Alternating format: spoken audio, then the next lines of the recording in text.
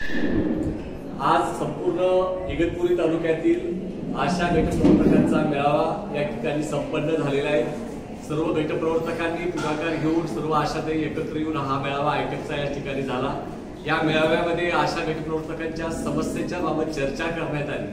त्याचप्रमाणे येणाऱ्या काळामध्ये संपूर्ण महाराष्ट्रातील गटप्रवर्तकांना कंत्राटी कर्मचाऱ्यांचा दर्जा मिळावा, आशाताईंना किमान वेतन, गटप्रवर्तकांना किमान वेतन 26,000 रुपये मिळावं, गटप्रवर्तकांना 26,000 रुपये किमान वेतन व प्रवास भत्ता हा वेगळा मिळावा।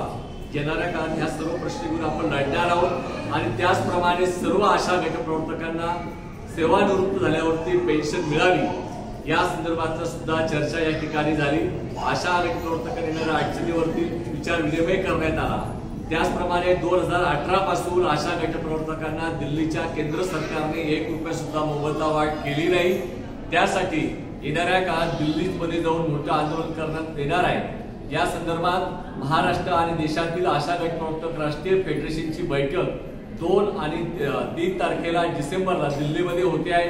त्या ठिकाणी आरोग्य मंत्र्यांच्या सोबत चर्चा सुद्धा करण्यात येणार आहे आणि त्या ठिकाणी संपूर्ण देशातील आयटक संलग्न असलेल्या आशा गटप्रवर्तकांचा राष्ट्रीय फेडरेशनचा भव्य असा मोर्चा फेब्रुवारी महिन्यामध्ये केंद्र सरकारच्या अर्थसंकल्पावरती काढण्यात येणार आहे आणि त्यामध्ये नाशिक जिल्ह्यातील आशा गटप्रवर्तकांनी दिल्लीच्या मोर्चामध्ये मोठ्या संख्येने सहभागी व्हावं असं आवाहन या मेळाव्याच्या निमित्तानं आयटकच्या वतीने करत आहोत। आजचा मेळावा यशस्वी केल्याबद्दल सर्व आशा आणि गटप्रवर्तकांचं इगतपुरी तालुक्यातील त्यांचं मनपूर्वक अभिनंदन करतो।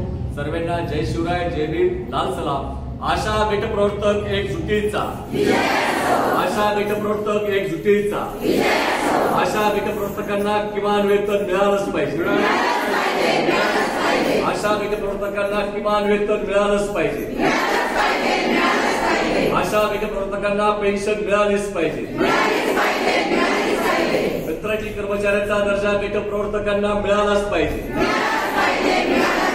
गटप्रवर्तकांचं नाव सुपरवायझर झालंच पाहिजे।